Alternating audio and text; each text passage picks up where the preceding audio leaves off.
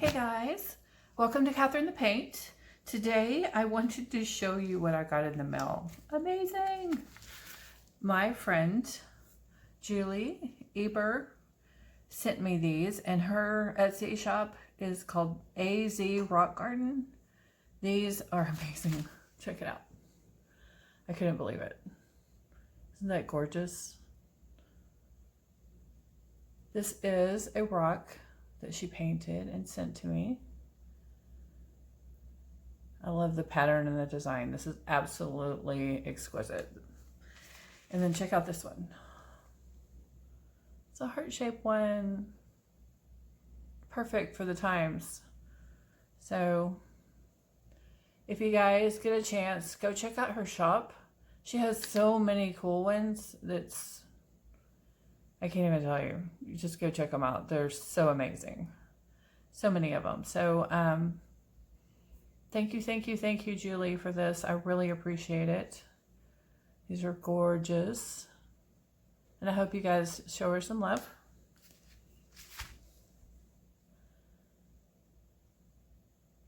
So much fun.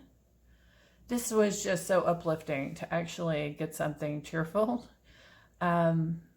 In this time right now, because we've had a lot of family stuff going on, and you know, of course, the corona thing, and yeah, it's been really hard. So so it's nice to have something really happy and cheerful happening. So thank you, Julie. Y'all go check out AZ Rock Garden on Etsy. So beautiful.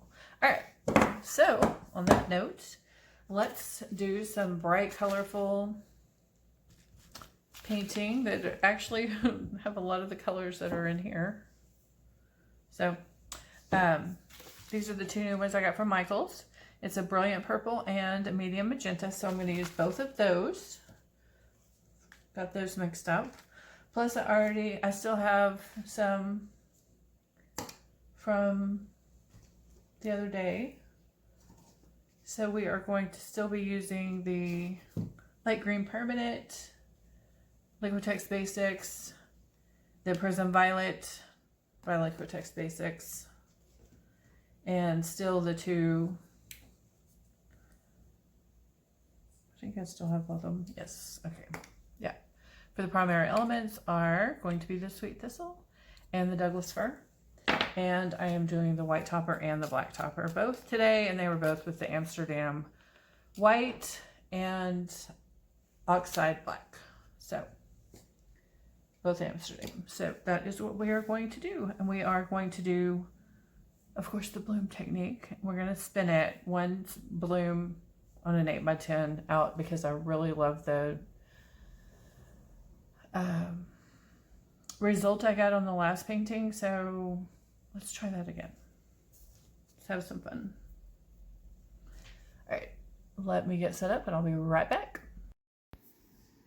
All right, so I am doing an 8x10 canvas today. I have already put down my pillow paint. So I'm just gonna get started putting down my colors.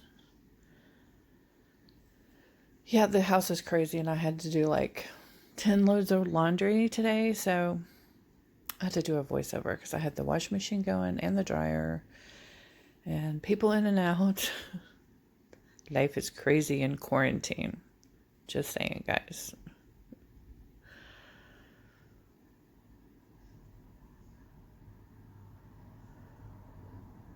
So it takes a couple minutes just to get all the colors down. Just layering them on top. I want one big bloom. I want it to look like a flower today.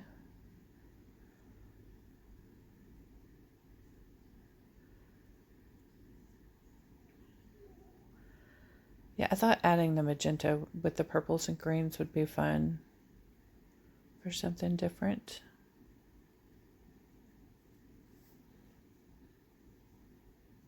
And pop in the bubbles as they arise, so they can cause you problems later if you don't. Go ahead and get rid of them.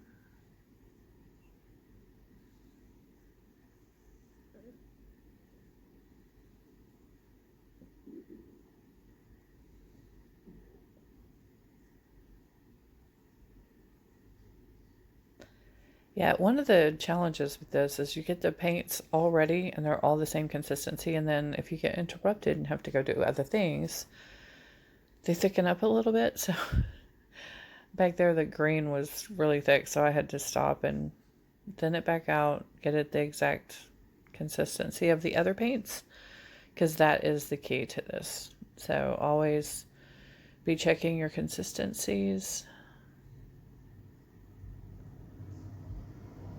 so that they flow together. So you want the pillow paint a little the thickest, and then you want all the paints that you put in your puddle to be the same consistency. And then your cell activator or topper should be a little thinner, and that's what creates the lacing. So, all right, so I'm putting my topper down. I put the black down first, and then I put the white. Or no, I did not use black on this. I'm so sorry. No, I just used white on this. I have been using both lately sometimes, but not on this one.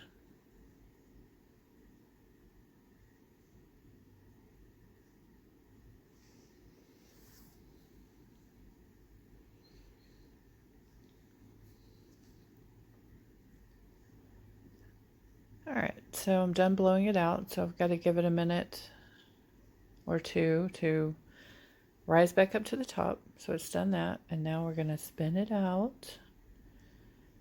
See how it goes along.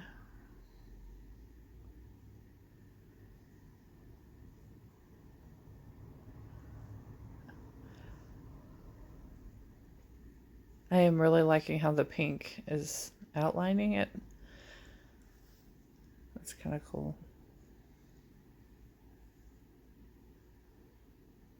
All right, so there were some like little dried pieces here that I had to pick out. So that's what I was showing you on the camera. Just always be looking at the surface of your canvas.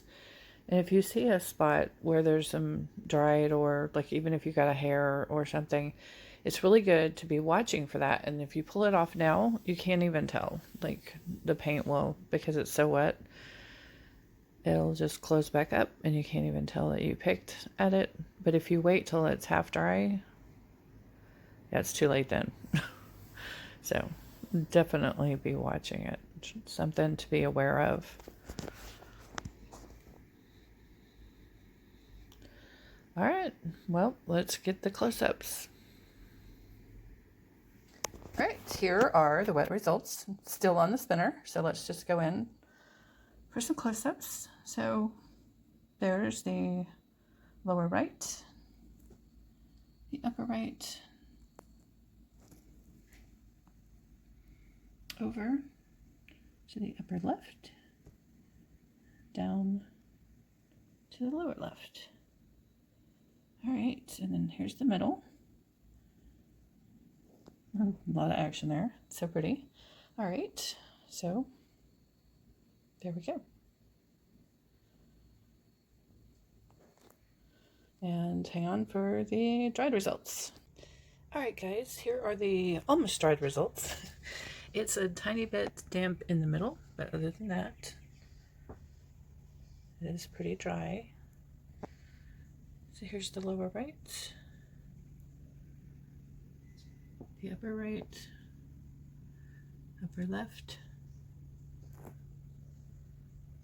lower left.